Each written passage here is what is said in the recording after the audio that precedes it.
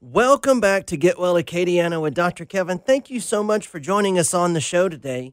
This is the show designed to improve your health using the very latest in natural health care. My goal every week is not just to show you ways that you can become healthier, but also encourage you to take action steps to become healthier. Because if you lose your health, everything else fails, because your health is the most important thing that you have. Without it, you can't make your house payment, you can't play with your grandkids, you can't do any of your hobbies if you lose the ability to do so by not addressing your health problems and in the most natural way possible. And I've got a good one for you today. I'm here with my co-host, Brandon Como. Brandon, how are you today? I'm doing well, Doc. And you just kind of alluded to it. These are potentially life-saving shows and life-changing shows. There are some topics. I mean, the one you talked about last week dealing with Alzheimer's, that's very important for people to, that's very important information for people to glean and to notice if they were listening to some of the similarities that Alzheimer's has with some of the symptoms that people display today. And then the links that we were talking about last week between Alzheimer's and diabetes. And we know that this area you've got a lot of people that have diabetes. So this is life-changing and life-saving information here. Well, thanks for saying that. My purpose for doing this show is to try to, not just try to help as many people as I possibly can find a better existence, find a better, health and do things to try to make themselves better. And we did go over Alzheimer's last week, and we're going to kind of expand on that with a different aspect of Alzheimer's and brain problems on today's show.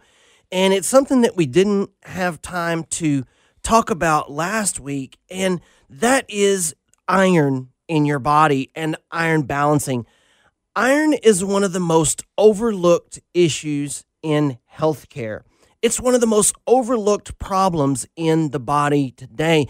And everyone listening probably thinks that I'm going to say iron deficiency is the problem, because that's what everybody thinks about. Like I'm probably anemic, or I need to take iron supplements. And that is true in certain cases. But what's going to surprise you the most out there is that many people deal with excess iron in their body. And excess iron is very damaging to your system. So in the first segment on today's show, we're going to discuss a lack of iron. We're going to go through iron deficiency in segment 1. And then the rest of the show, we're going to discuss iron overload in the body and iron toxicity and how damaging that is to your body and to your cellular structure. Excess iron is almost never addressed in traditional healthcare. Yet, it's one of the most common problems we find whenever we do a patient's blood work.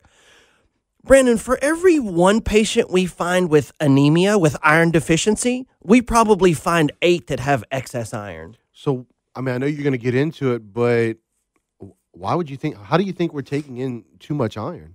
Well, it's that, but also we can't expel it either. Oh, okay. It's that it builds up over our lifetime. Gotcha. And because we don't have a very good, efficient system at getting rid of the iron out of our body. So it accumulates. But we usually only see iron deficiency in childbearing women of childbearing age years. And that's just because they lose that blood monthly. They have that, they excrete that iron out of their body. And so you would say that that's kind of one reason why a woman may crave iron during that time period. Yeah, exactly. That's very normal for them to crave it. Very normal. Red meat. Hey, steak sounds so good. We've all heard that. Yeah. And that's what's going on. Now, the thing about iron is it's the important component of iron, or iron is an important component of hemoglobin. And hemoglobin is the protein inside red blood cells that carries oxygen from the lungs to the rest of the body. So if you don't have enough iron, that means you can't produce enough healthy oxygen-carrying red blood cells. So iron deficiency causes low oxygen. That means that you have anemia and you have too little hemoglobin. Now, As a side note to that, though, that's not the only cause of anemia. We see patients very often that have anemia and high iron. So just because you've been told you're anemic doesn't mean you need to start taking iron supplements. There are many other reasons you can be anemic. So the traditional model for this is, oh, you're anemic, go take some iron, and that's about it. But it's much more complex than that. You really have to figure out the details of what's happening in the body and why the anemia is there, and if it's from a low iron or not. So it's a lot more complex than what people think. And there's always exceptions to every rule, but women in their childbearing years, and especially pregnant women, probably should be consuming some iron, and especially women that are vegan or vegetarians, because red meat is where we get a lot of our iron from, and especially heme iron, which is the best source. It's the most absorbable source of iron. So there's two types of iron. There's heme from animal sources, and then there's non-heme iron from plant sources. And heme iron is absorbed way more readily into the blood, and that's why we see this problem in vegans and vegetarians quite often. So like everything else, it's better to get your iron from food sources and not from supplements. And while we're on the subject of iron supplements, I want to really discourage all of you out there from taking these cheap iron supplements from these big box stores. The type of iron in some of these cheap iron supplements is not bioavailable iron that you can get into your body in order to do what it's supposed to do.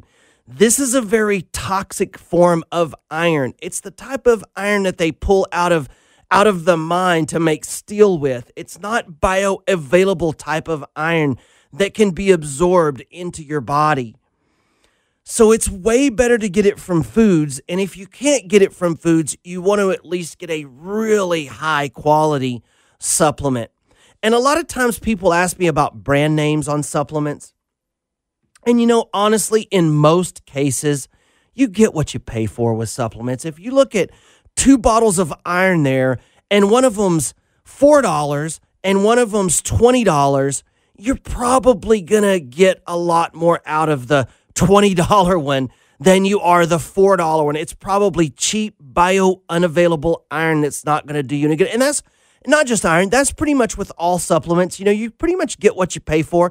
Now, there are some ripoffs out there, of course, with everything. But if you're looking at 2 supplements, and this is what I always tell patients, if there's a more expensive supplement that costs twice as much, you're better off getting the one that costs twice as much and taking it every other day.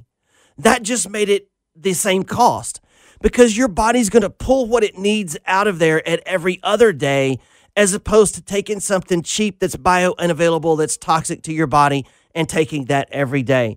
But foods are obviously the best source of supplements and nutrients for our body. Foods that are rich in iron include beef, liver, oysters, beans, and dark leafy greens like spinach. But insufficient iron levels can wreak havoc on your body. And I have 7 surprising signs here that you may be iron deficient, or you may have some iron deficiency. So if you're a woman in your childbearing years and you have these symptoms, it likely could be from iron deficiency. Now, it may not, so we still need to test you. But if you're not a woman in your childbearing years and you have these symptoms, it's more than likely from something else. And number 1 is extreme fatigue and exhaustion. Remember, we said that lack of iron means that you're not getting oxygen. Fatigue is one of the most common signs of iron deficiency because it means your body is having trouble carrying oxygen out to your cells, and that affects your energy level. People lacking enough iron in their blood feel sluggish and weak and unable to focus and fatigued, and especially if it doesn't go away with adequate rest. So if you feel tired when you go to bed and you feel tired when you wake up, iron deficiency is something that needs to be checked in that case. And again, especially if you're childbearing age female. Now, number 2 is frequent infections, and this always surprises people, but iron plays a key role in a healthy immune system. So what happens is low iron can make you susceptible to infections because what we think happens is that your red blood cells carry oxygen to your spleen and to your lymph nodes, and your spleen is the place where infections are fought off, or one of the places. And then your lymph nodes are where the infection-fighting white blood cells are housed. So when someone has iron deficiency, their white blood cells aren't as healthy and strong and functional as what they could be. Now, number 3 on the list is pale skin. Now, I realize everybody's a little different skin tone, but hemoglobin is what gives your skin that rosy sort of red pinkish color. So you'll see people that are low iron, their skin will become really white and paley looking. And, since everybody is a different color and it's kind of hard to tell, I like to look at the inside of the bottom of the eyelid. You just pull the eyelid down and look at the inside right there. And if it's a lighter color than normal, we can expect that to be iron deficiency, or at least it's something that, it's an indication of that, and that we would want to go further and test that out to see if that's what it is. Now, number 4 is problems with the tongue and around the mouth. A swollen tongue, believe it or not, is one of the changes that we see. Also, like soreness and swelling in the tongue is signs of iron deficiency. And also cracks in the corners of the mouth. On both sides of your lips and the corners of your mouth, you'll see cracks. And that's a sign of iron deficiency as well. Now, number 5 on the list is something that I have fixed this in so many patients and after they've been everywhere, and that's restless leg syndrome. I've solved so many patients' restless leg syndrome simply by putting them on some iron, a high-quality iron supplement. Restless leg syndrome causes you to have a strong urge to move your legs at night, and it can even cause like this crawling sensation in the legs, making it harder to sleep. Now, a little disclaimer from this is restless leg syndrome can be from many things. If you have that, we need to check it out. Don't just go start taking iron because, as you're going to see in the rest of the show, you may be further toxifying your body. But just know that if you have restless leg, that's one sign of low iron. Now, number 6 on the list, and this is a really weird one, but when you think about it, it kind of makes sense. And it's something called Pica. And what that is that craving for non-food substances, like you're chewing on things that aren't food, like maybe you chew on your pencil or dirt or chalk or ice. What we think is happening on this is back in the hunter-gatherer days, our body's cravings were in line with the nutritional and mineral needs of our body. Meaning, if we needed calcium, we might go seek out and chew on bone products. And if we needed a mineral, we might go seek out a rock that was made of that mineral and either, put that in our mouth or chew on that. So our body's cravings matched the shortage of our body, or our cravings matched what mineral or substance we needed to take into our body. So we would go find that substance and then put it in our mouth so we would get that nutrition. Now, because of food flavorings, that has gotten completely skewed, meaning you're getting the strawberry experience, but you're not getting the strawberry nutrition. There was a book written on this, fascinating book called The Dorito Effect. And they studied over a long period of time how, a long time ago, our bodies craved whatever we were short of. And now, because everything has these food flavorings in it, our brains have gotten completely skewed and confused, meaning that we crave things that we're not short of, or where our body's mechanism where we want to chew on things our needs has gotten completely confused. This is fascinating research, but we think that's why people that are short of iron chew on things like pencils and, chalk or ice. Now, the last one on the list is hair loss. Iron deficiency, especially when it develops into anemia, can cause hair loss. If your hair follicles don't get enough oxygen, they will go into this sort of resting stage and they will go dormant and your hair will fall out.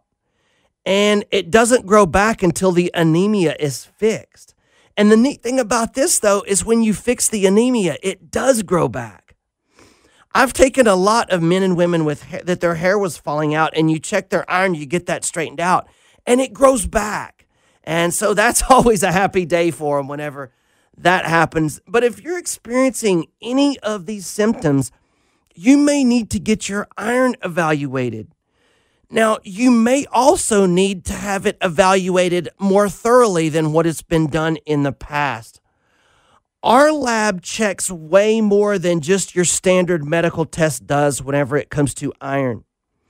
The type of blood work that's typically done doesn't show all of the details about iron. You know, there's iron storage, there's iron in the blood, there's all different ways that you can see how iron is being used and stored and converted in your body that needs to be looked at.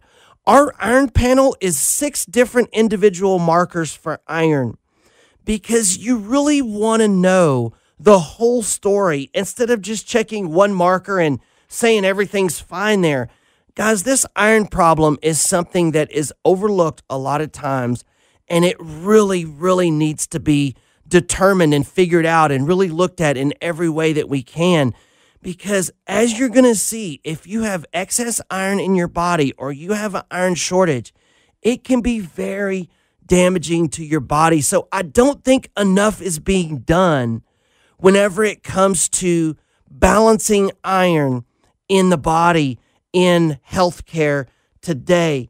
And you're going to be amazed after this next break to learn that excess iron may actually be associated with what we talked about last week, which is brain problems and Alzheimer's. So don't go away. When we get back, we're going to talk about the damage that excess iron does to your brain and body. We'll be right back.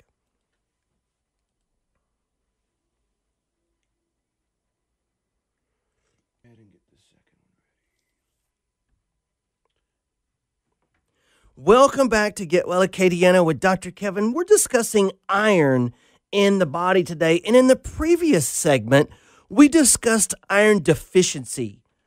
That means that you don't have enough iron in your body and that develops anemia. And iron deficiency anemia is a real thing, especially in childbearing age females. But other than that one demographic, everybody else's body has a limited capacity to expel the excess iron buildup in their body. So iron is a double-edged sword. Too much iron can cause severe health problems, and not enough iron can cause anemia and the 7 symptoms that we talked about in the first segment. But just know that excess iron is a way more common problem. You know, Brandon, like I mentioned in the first segment, we probably see 8 to 1. We see 8 cases of excess iron for every 1 case we see of iron anemia. But it is a double-edged sword, and you want enough iron in your body, but not too much. Excess iron causes your body to go into oxidation or oxidative stress, which is the same thing that rust is on metal. You know, if you've had a piece of steel or a piece of metal that was something that you cared about and it started rusting, that's a real problem. You know, if you get a new car and you look under and the frame is all rusted, that's not a good thing. That's what excess iron does inside your body. It oxidizes.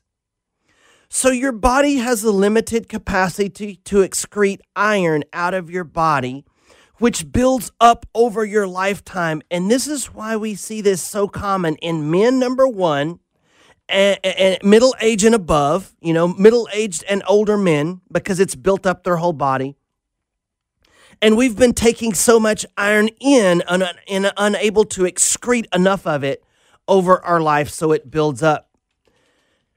Now, the problem with this oxidative damage is it causes dangerous free radicals to form, which can cause significant damage to your cells, increasing your risk of heart disease by damaging the inner lining of your blood vessels. Now, there's a lot of doctors, and I'm one of those, that feel that all of this plaquing that people are getting in their blood vessels, you hear people say, I hear it all the time, patients say, I'm 95% blocked, I'm 80% blocked, and the doctor's watching it. A lot of doctors are starting to now feel that all of this plaquing that people are getting in their blood vessels is not from eating too many eggs. That's been pretty much disproven. But it is actually from inflammation and damage in the lining of the inside cells of their blood vessels. And then the body uses that cholesterol as a patching mechanism, almost like spackling a wall, in order to help patch up that inflammation and damage to that blood vessel lining. There's a lot of new research that's starting to look at this. Iron damages the lining of those blood vessels. And so there's a lot of fascinating new research to think that this actually may be what's happening in the lining of the blood cells. Is there being damaged through inflammation? And that inflammation could be caused from excess iron and several other things. And then the body uses that cholesterol to kind of help support and spackle over sort of that inflammation. Now, on last week's show, we talked about Alzheimer's and brain health and dementia. What if I told you that excess iron may actually be one of the primary factors in Alzheimer's and brain problems? Now, many of you may be familiar with the fact that Alzheimer's disease is associated with these buildup of these amyloid beta plaques in the brain.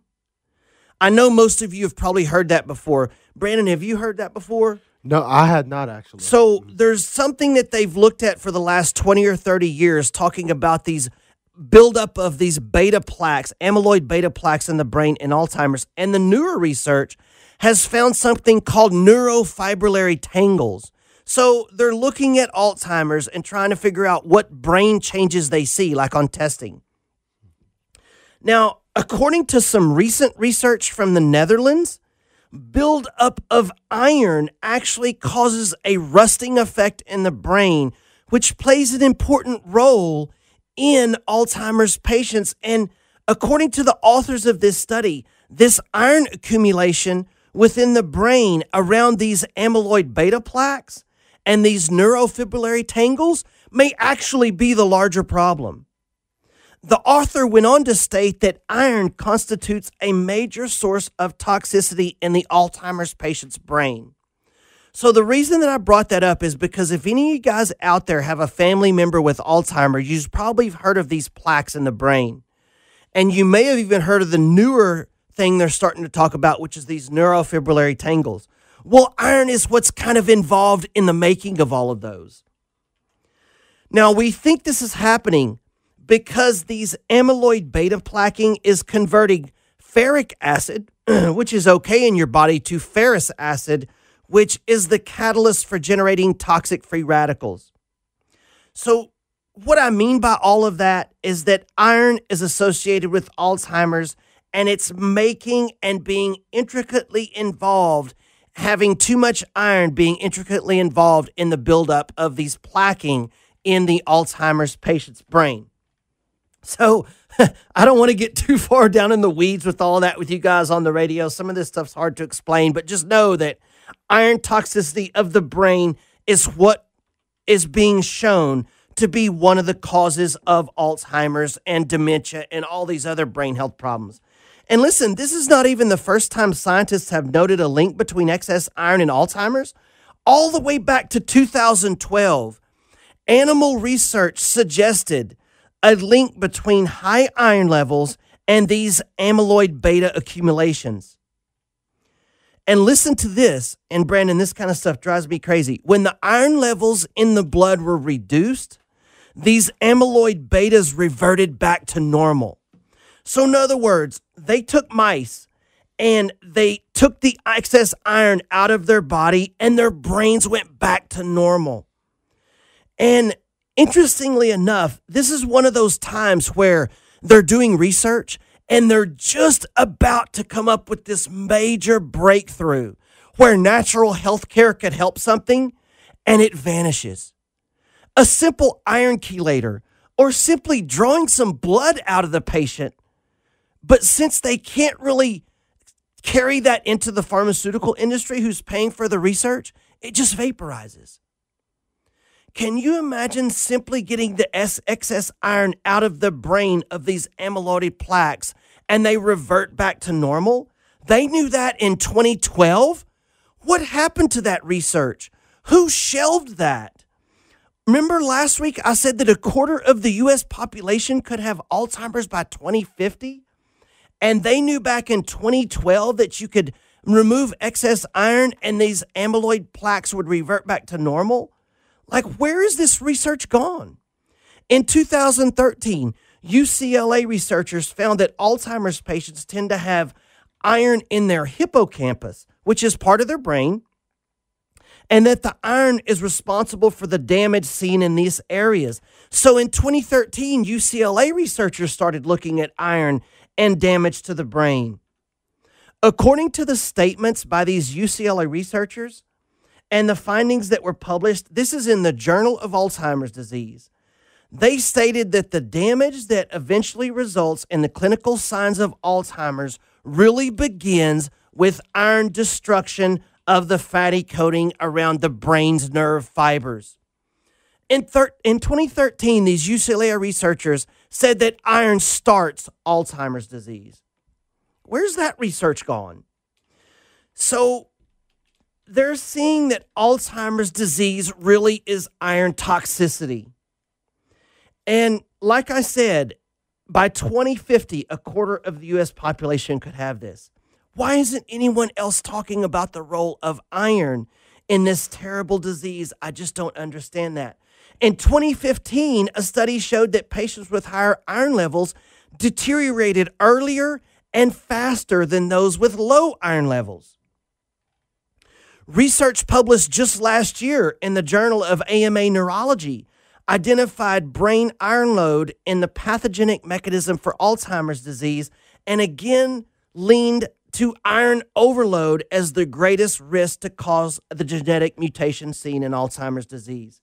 And listen, I'm not going to drone on and on about this research, but I wanted to state 3 or 4 cases to where they're starting to figure out that if you just take the iron out of the brain, the Alzheimer's disease either disappears or gets significantly better, and the research just vanishes.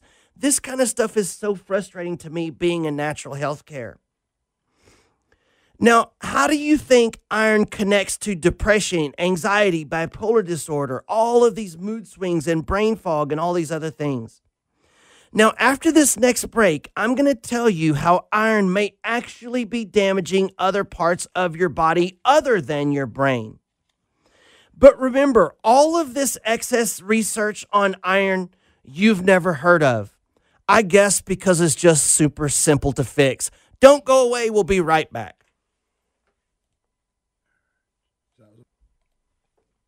Welcome back to Get Well Acadiana with Dr. Kevin. We are in a serious discussion about iron today, iron in the body. And I think in that last segment, I was pretty well able to prove that excess iron is a very damaging thing to your brain. And I hope I didn't get too deep in the weeds about reading and talking about all that research for you guys. But just know that there's lots of new studies that are basically saying it's the cause of Alzheimer's. Maybe not quite that direct, but boy, they are sure leaning a long ways in that direction.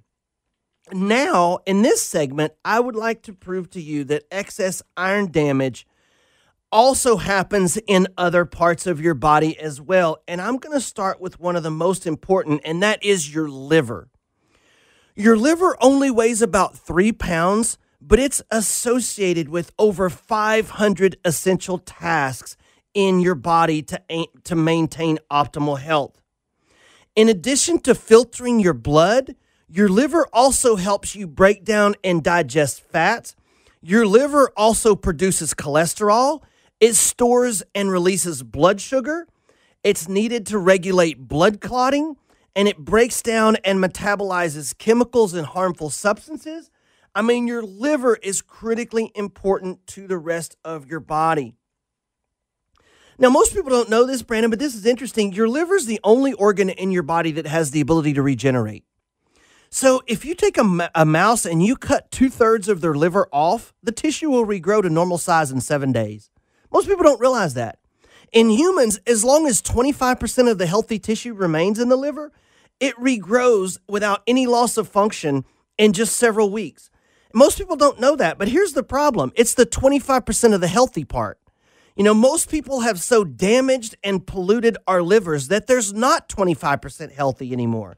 There's not 25% healthy liver at all left in there. It's all damaged.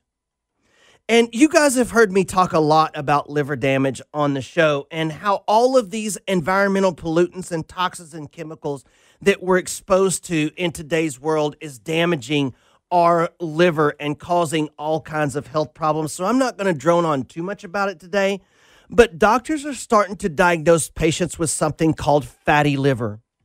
And nobody knows what that means. Patients come in and they go, my doctor said I had fatty liver. Well, did he explain what that means? No, he just said I had fatty liver. I didn't know what it means. I just thought my liver was fat. No, that's not what it means. Fatty liver basically means you have cirrhosis of the liver without the alcohol. It means that you have liver damage, but you're not an alcoholic, basically is what fatty liver disease means when you boil it all down. Now, that's why our liver restoration and flushing program is so important to do on almost every patient that we have.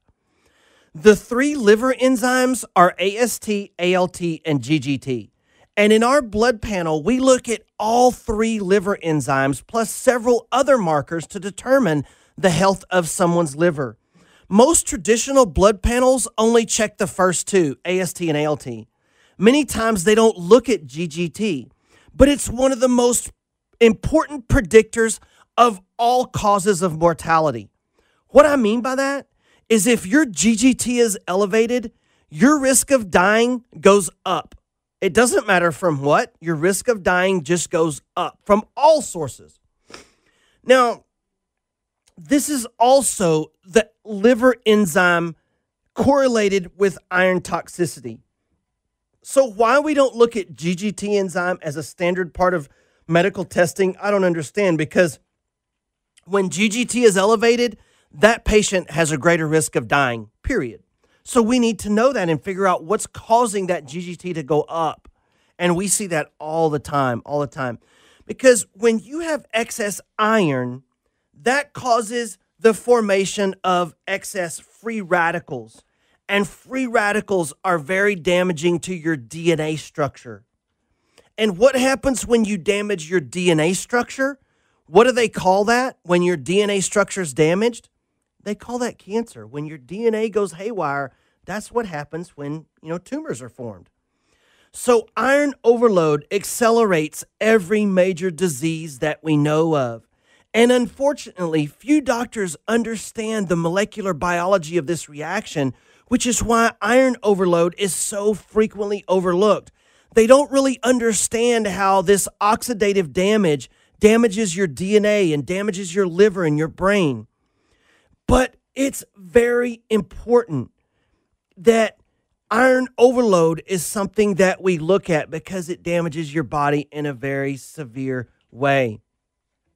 If you guys have ever had a part out in your garage that rusted or, one of your favorite tools and you look at it and it's starting to get rust on it, that's what happens inside your body. That creates oxidation. That creates free radicals and destroys your cellular structure. When we get back from this next break, I'm going to tell you what you can do to see if this is happening in your body and how you can fix it. Because, guys, this is one of those low-cost, high-reward things that you can do. This is such a simple thing to fix, and you get a lot of bang for your buck, sort of say. This is a simple thing to fix, and it helps with almost every aspect of your internal body and cellular structure. So we're going to tell you how to do that right after this next break.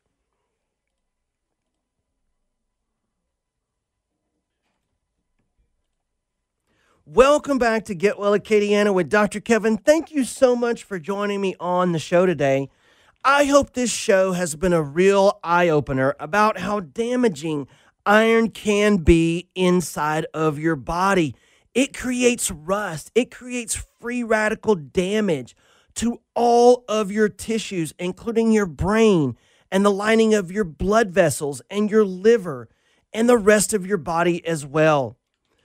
One of the big issues with these processed foods like cereals is they're fortified with iron. You know, back in the 80s, they put that on the commercial. You would see a cereal or some kind of other food and it would say fortified with iron, like that's a good thing. They would advertise that they're putting extra iron in their food.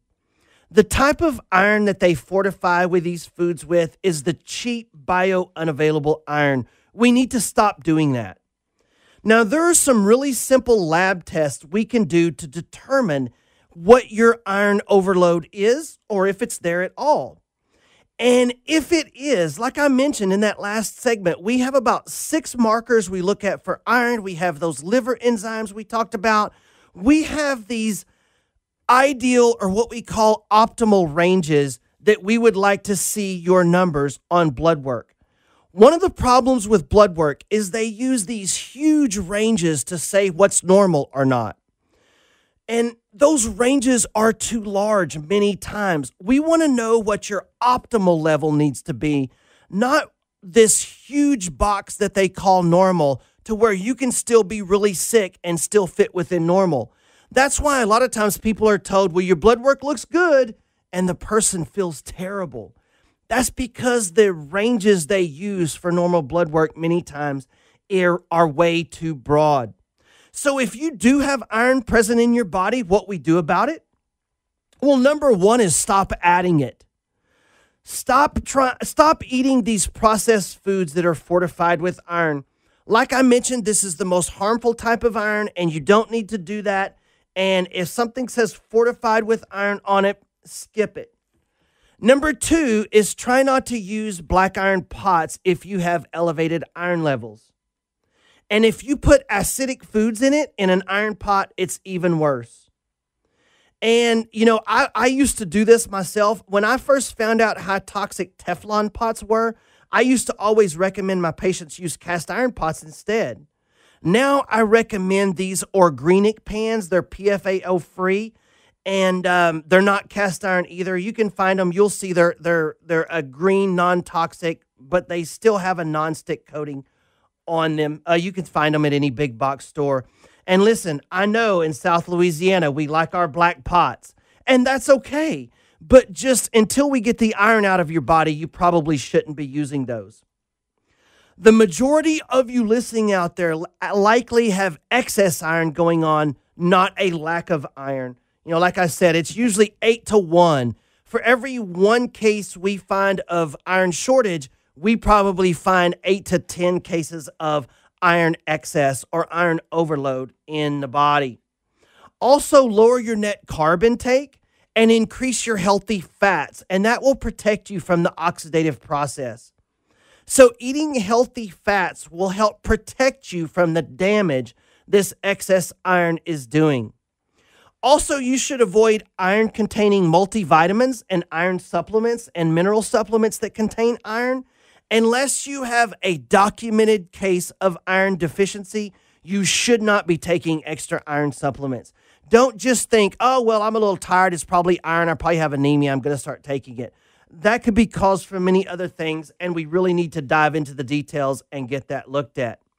And you know what the number one easiest thing to get iron out of your body is? Donate blood. Just go donate blood. It's that simple. Donate blood at least twice a year to normalize your levels and lessen your ferritin.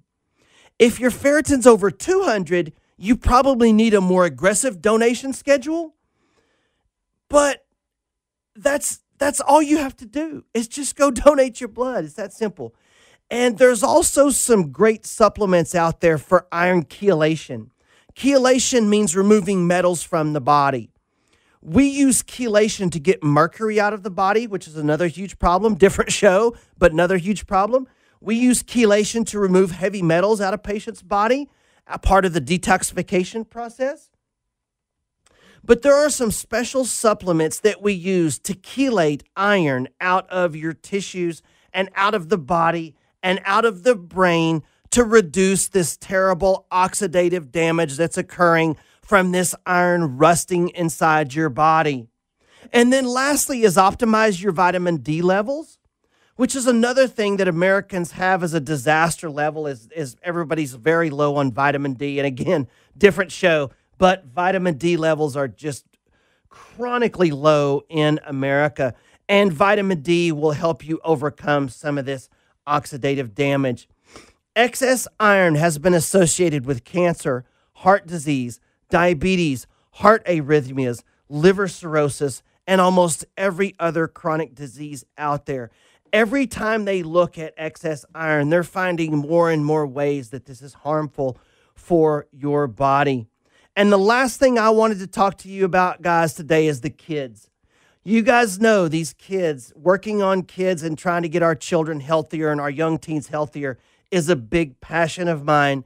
And we see acute iron overdose in children, and most commonly is that they get their Flintstones vitamins and they eat the whole, they think it's candy, so they eat the whole bottle.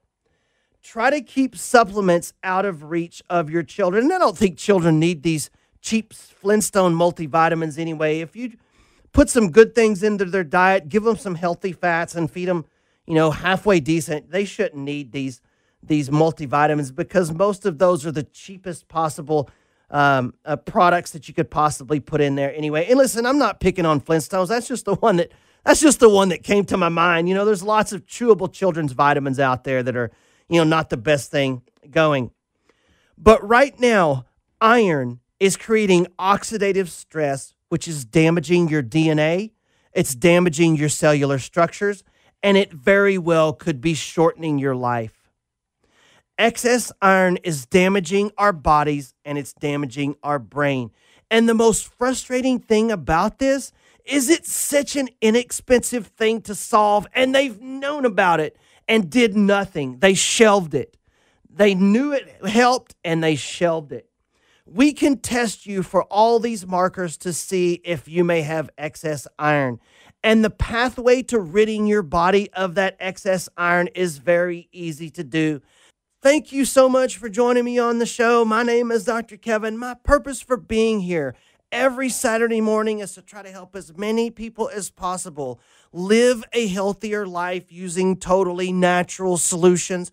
My phone number is 837-7174. If you have a health problem that you'd like to speak with me about, I'd be happy to give you a call back Monday when I get back to work. So call 837-7174. Leave your name and number on the machine, and I'll give you a call Monday, and we can have a discussion about ways that I think my methods might be able to help you. That was 837-7174. I hope you all enjoyed the show. Have a great weekend.